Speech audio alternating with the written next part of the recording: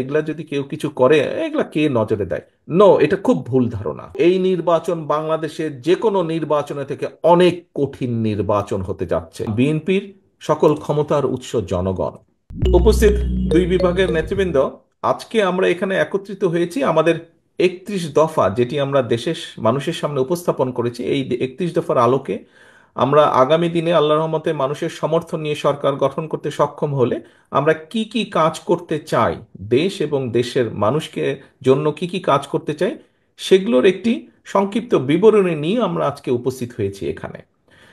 কেন্দ্র থেকে নেতৃবৃন্দ এসেছেন, আলোচকবৃন্দ এসেছেন, আপনাদের সামনে সুন্দরভাবে তুলে ধরেছেন। আপনারা হয়তো পত্রিকার পাতায় দেখেছেন কিছুদিন আগে আমরা ঢাকায় রিলঞ্চ করেছি, কিন্তু স্বাভাবিক বিভাগ এবং জেলা পর্যায়ের নেতৃবৃন্দ আপনাদের মনে অনেকগুলো হয়তো প্রশ্ন ছিল, সেই প্রশ্নগুলো ক্লিয়ার করার জন্য আজকে ওনারা এসেছেন। এখন নেতৃবৃন্দ যেই কথাটি একটু আগে দু একজন বলেছেন, আহ, আলম বলেছে, অমিত বলেছে যে এগুলো আপনারা নিয়ে যাবেন জেলা পর্যায়ে, জেলা পর্যায় থেকে থানা বা উপজেলা পর্যায়ে, ইউনিয়ন পর্যায়ে। কিন্তু এখানে একটি কথা আছে যে শুধু আমাদের নেতা কর্মীদের ভিতরে এটি সীমাবদ্ধ রাখলে চলবে না। কারণ দেশ তো শুধু আমাদের দল দিয়ে না, দেশ শুধু আমাদের দলের নেতা কর্মীদেরকে নিয়ে, দেশ হচ্ছে দেশের মানুষকে নিয়ে। দেশের মানুষকে, এই যে প্রায় 20 কোটি মানুষ দেশে, এই সকল মানুষের জন্যই এই দেশ, মানুষকে নিয়ে এই দেশ। কাজেই আপনি যদি দেশের জন্য করতে চান, দেশের মানুষের জন্য করতে চান, তাহলে এইগুলা আমাদেরকে নিয়ে যেতে হবে মানুষের কাছে। আমরা এই করতে চাই, কৃষকের জন্য এই করতে চাই, আমরা শিক্ষকদের জন্য এই করতে চাই, নারীদের জন্য এই করতে চাই, শিশুদের যা বা আগামী প্রজন্মের জন্য আমরা এই করতে চাই, অর্থাৎ প্রত্যেকটি সেক্টরে যুবকদের জন্য কি করতে চাই, কর্মসংস্থানের জন্য কি করতে চাই, সবগুলো বিষয় আপনারা তুলে ধরবেন। হ্যাঁ, অনেকে হয়তো বলতে পারেন এর মধ্যে সকল বিষয় নেই, হতে পারে এর মধ্যে 100% বিষয় নেই, কিন্তু এর মধ্যে অনেক কিছু আছে। মোটামুটিভাবে গাইডলাইন একটি আছে। দেখুন নেতৃবৃন্দ, আমরা কাউকে ছোট করার উদ্দেশ্যে বলছি না, তবে এটাই তো বাস্তব। আমরা দেখেছি গত কিছুদিন যাবৎ সমাজের অনেক ব্যক্তি অনেক সংস্কারের বিষয়ে কথা বলছেন, যারা 3 মাস বা 4 মাস বা এমনকি 5 মাস আগেও, 6 মাস আগেও যারা সংস্কার নিয়ে কোনো কথা বলেনি। কিন্তু বাংলাদেশ জাতীয়তাবাদী দল, আপনাদের দল বিএনপি, এই সংস্কারের কথা আজকে থেকে 2 বছর আগে বলেছে, যখন আমরা জানতাম না স্বৈরাচারের পতন কবে হবে, কবে স্বৈরাচার পালিয়ে যাবে এই দেশ থেকে, এরকম যখনও পরিষ্কারভাবে আমাদের সামনে কিছু ছিল না, আমরা সেই সময় বলেছি। অর্থাৎ বিএনপি সত্যিকারভাবে যে, আমরা হয়তো অনেক কিছু অতীতে যখন দেশ পরিচালনার সুযোগ ছিল আমাদের হাতে, হয়তো সব কিছু যা যা বলেছি আমরা করতে পারিনি, হয়তো অনেক কিছু করতে পারিনি, অনেক কিছু করেছি আবার অনেক কিছু করতে পারি। কিন্তু তারপরেও বিএনপি যে দেশের কথা চিন্তা করে, দেশের মানুষের কথা চিন্তা করে, এবং চিন্তা করেই যে এই যে 31 দফা বা সংস্কার প্রস্তাব দিয়েছে 2 বছর আগে, এটাই প্রমাণ করে যে বিএনপি দেশ এবং দেশের মানুষের কথা চিন্তা করে। আপনারা যদি পত্রপত্রিকার মধ্যে খেয়াল করে থাকেন, দেখবেন আজকে তো আপনারা নিজেরাই শুনলেন, দেখলেন, আলোচনা করলেন। নিশ্চয়ই আপনারা যদি একটু চিন্তা করে দেখেন যে গত 1.5 2 মাস 3 মাস ধরে যারা অনেকে সংস্কারের কথা বলছে, আমরা এই 31 দফার ভিতরে যা যা বলেছি, কম বেশি তারা কিন্তু সেই কথাগুলোই বলছেন, এর বাইরে খুব একটা যাবার কোনো রাস্তা নেই। আমরা এই 31 দফাটা প্রথমে 27 দফা হিসাবে দিয়েছিলাম। তার পরবর্তীতে আমাদের সাথে যে সকল রাজনৈতিক দল আন্দোলন করেছেন, যারা আন্দোলন আমাদের সাথে করেছে, সকল গণতান্ত্রিক রাজনৈতিক দল যারা স্বৈরাচারের পতন চেয়েছে, যারা একটা বাংলাদেশ গঠন করতে চেয়েছে নতুনভাবে, সুন্দরভাবে, সেই সকল রাজনৈতিক দলকে সাথে নিয়ে আলোচনা করে পরবর্তীতে আমরা এটিকে 27 থেকে 31 দফায় নিয়ে এসেছি। কাজেই এই 31 দফা কিন্তু শুধু যে বিএনপির দফা তা না, আমাদের সাথে সমমনা বা যেভাবেই বলি না কেন আমরা, আমাদের সাথে যে রাজনৈতিক দলগুলো ছিলেন, অর্থাৎ বাংলাদেশের পক্ষের সকল গণতান্ত্রিক দলগুলোর চিন্তার ফসলই হচ্ছে এই 31 দফা। অর্থাৎ নট অনলি বিএনপি, এর সাথে আরো বহু রাজনৈতিক দলের চিন্তা সমন্বয় ঘটেছে এই 31 দফার মধ্যে। এখন প্রিয় সহকর্মীবৃন্দ, এই 31 দফা আমাদেরকে নিয়ে যেতে হবে, এটার পক্ষে মানুষের সমর্থন আমাদেরকে আদায় করতে হবে। এই কাজটি আপনাদেরকে কষ্ট করে এই কাজটি করতে হবে। শুধু এই চার দেওয়ালের ভিতরে আজকে 31 দফা রেখে দিলে চলবে না। আপনাদেরকে নিজের, আমরা কেন্দ্র থেকে করেছি, আপনাদেরকে এখানে আজকে কিছু একটি বক্সের মধ্যে কিছু লিফলেট দেওয়া হয়েছে, বইগুলো দেওয়া হয়েছে। এটি যথেষ্ট নয়, এটি যথেষ্ট নয়।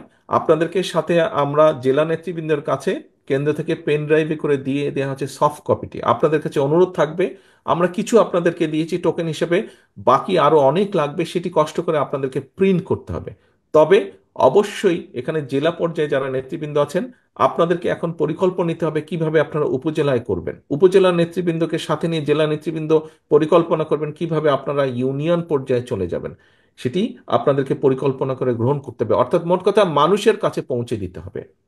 প্রিয় সহকর্মীবৃন্দ, আমরা সবসময় একটি কথা বলি, বা বিএনপির সকল ক্ষমতার উৎস জনগণ।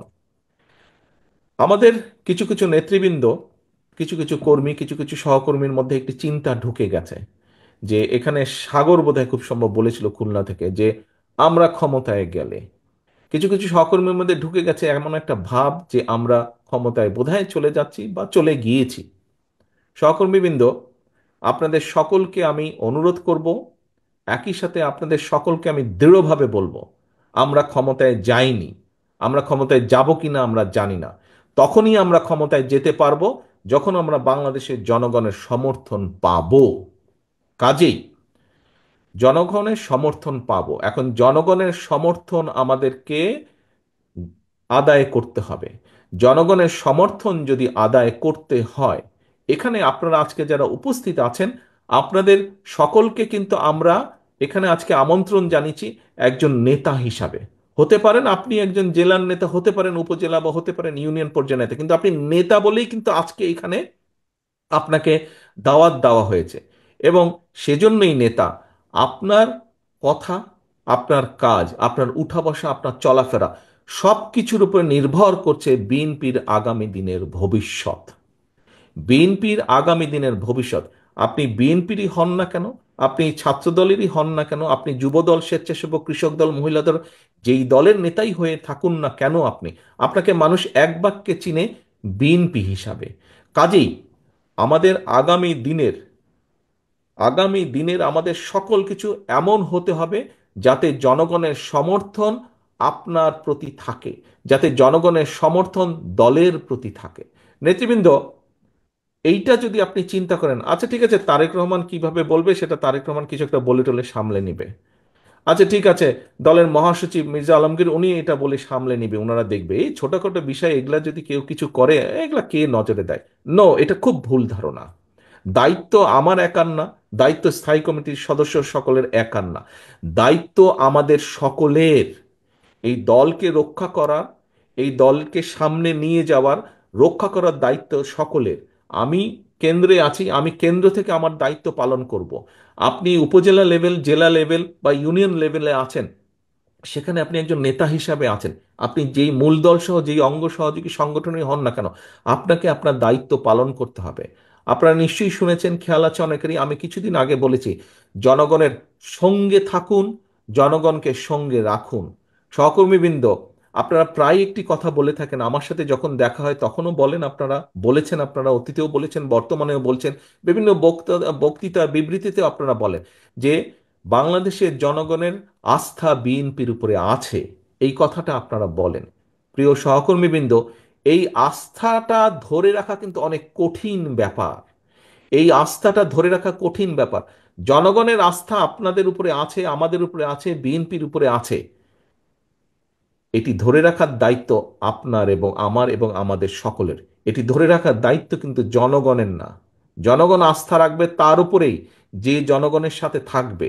জনগণ আস্থা রাখবে তার উপরেই, জনগণ যখন দেখবে যে আমি তার উপরে আস্থা রাখেছি এই কারণেই, কারণ আমি যেভাবে চাই সে সেভাবে কথা বলছে, আমি যেভাবে চাই সে সেভাবে বিহেভ করছে, সেভাবে চলছে, সেভাবে উঠছে, সেভাবে বসছে। প্রিয় সহকর্মীবৃন্দ, এই কথাগুলো আমি এই কারণে বলছি, আপনারা হয়তো মনে মনে কেউ কেউ ভাবছেন যে তারেক রহমান তো এই কথাগুলো দুদিন আগেও বলেছে, একই কথা বারবার বলে কেন? একই কথা এই জন্য বারে বারে বলছি সহকর্মীবৃন্দ, আগামী দিনে যে নির্বাচনটি আসছে, আগেও বলেছি, আজও আপনাদের সামনে আমি তুলে ধরতে চাই পরিষ্কারভাবে। আপনারা পত্রপত্রিকা দেখছেন, খবরাখবর রাখছেন, আপনারা আপনারা যদি সকল কিছু বিবেচনা করেন, পরিষ্কার, দিন যত যাচ্ছে পরিষ্কার হয়ে যাচ্ছে। আমি আজকে থেকে প্রায় 3 মাস আগে আমি এই কথাটি বলেছিলাম, দিন যত যাচ্ছে তত পরিষ্কার হচ্ছে সামনের যে নির্বাচন, এটি এত সহজ না। আমি আমার রাজনীতিক, আমার থেকে এখানে অনেক অভিজ্ঞতা সম্পন্ন সহকর্মীবৃন্দ আছেন, অনেক মুরব্বী নেতৃবৃন্দ আছেন।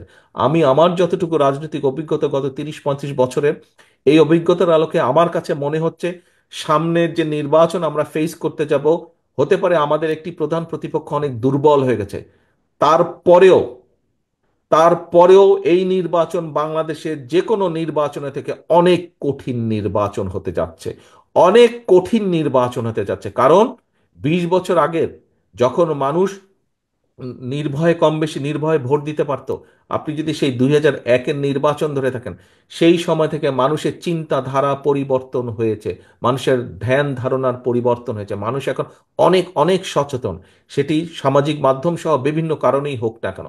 কাজেই সহকর্মীবৃন্দ, কেউ যদি মনে করেন যে আপনার এলাকার কোনো কিছু আপনাকে এফেক্ট করছে না, আরে এটা কেউ জানবে না, এইটি ভুল ধারণা সম্পূর্ণভাবে, মানুষ জেনে যায়। কাজেই আমাদেরকে, আমরা যদি কেউ কোনো বিগত 3-4 মাসে ভুল করেও থাকি, আপনার আশেপাশের নেতাকর্মীরা যদি কেউ ভুল করে থাকে, প্রিয় সহকর্মীবৃন্দ, একজন নেতা হিসাবে আপনার এটি অবশ্যই অবশ্যই দায়িত্ব তাদেরকে সঠিক পথে নিয়ে আসা, তাদেরকে সচেতন করা, তাদেরকে সতর্ক রাখা। আসুন, আমরা যে 31 দফা আজকে আপনাদের সামনে উপস্থাপন করেছি, আপনারা নিজেরা বসে সারাদিন আলোচনা করেছেন, এই 31 দফাকে যদি আমাদের সফল করতে হয়, যে কোনো মূল্যে জনগণের সমর্থনকে আমাদের পক্ষে রাখতে হবে। আমরা প্রায় বলে থাকি যে অমুক একটি দল আছে, তারা তো এই কাজ করে যাচ্ছে। ভাই, কমপ্লেন করেন কেন? ওরা যদি এই কাজ করে যাচ্ছে, ভিতরে ভিতরে এই কাজ করে যাচ্ছে, তো আপনি কেন করতে পারছেন না এই কাজ? আপনাকে আপনার দলের পক্ষে পরিকল্পনা নিতে হবে, আপনাকেও কাজ করতে হবে, কমপ্লেন করা চলবে না। তারা যদি ভিতরে ভিতরে কাজ করে, তারা যদি মহিলাদের জন্য ভিতরে কাজ করে, তারা যদি ছাত্রছাত্রীদের ভিতরে কাজ করে, তারা যদি সমাজের বিভিন্ন মানুষের ভিতরে কাজ করে, তাহলে আপনাদেরকে আপনার দলের পক্ষ থেকে পরিকল্পনা নিতে হবে। আপনাকে তো কেউ আটকে রাখছে না। আপনি আপনার এলাকার মধ্যে পরিকল্পনা নেন, কিভাবে জনগণকে আপনার সাথে রাখবেন, কিভাবে জনগণের কাছে আপনার ভালো জিনিসগুলো পৌঁছে দিবেন, কিভাবে জনগণের সামনে আগামী দিনে কি করবেন সেগুলো আপনি তুলে ধরবেন। প্রিয় সহকর্মীবৃন্দ, এই সকল কিছু, আজকের সকল আয়োজন, এই যে আপনারা কথা বললেন, বক্তব্য রাখলেন, আমি আপনাদের সাথে কথা বলছি, সকল কিছুর লক্ষ্য এবং মূল উদ্দেশ্য বা মূল লক্ষ্যই হচ্ছে জনগণের সমর্থন আমাদের পক্ষে রাখা, এবং একই সাথে আমাদের যে পরিকল্পনাগুলো, সেই পরিকল্পনাগুলো যাতে আমরা বাস্তবায়ন করতে পারি। সহকর্মীবৃন্দ, আজকে যদি আমাদের কথাবার্তা, উঠা বসা, চলন বলনে যদি কোনো রকম এমন কিছু ঘটে যেখানে আমরা জনগণের আস্থা বিশ্বাস হারাতে পারি, তাহলে সারাদিন এই আলোচনা করে কি লাভ হলো? সারাদিন তো আলোচনা করে কোনো লাভ হলো না। এই আলোচনাকে যদি সফল করতে হয়, আমাদেরকে এই 31 দফার সব কিছু যেরকম জনগণের মাঝে নিয়ে যেতে হবে, একই সাথে আমাদেরকে যে জনগণের, আমাদের প্রতি যে জনগণের আস্থা, সেটিকে আমাদের যে কোনো মূল্যে ধরে রাখতে হবে, যে কোনো মূল্যে ধরে রাখতে হবে। আসুন, যেহেতু আমরা বলি যে আমরা আমাদের সকল ক্ষমতার উৎস জনগণ, যদি সত্যিই আমরা এটা বিশ্বাস করে থাকি, তাহলে আমাদেরকে সেভাবেই আজকে থেকে চলতে হবে।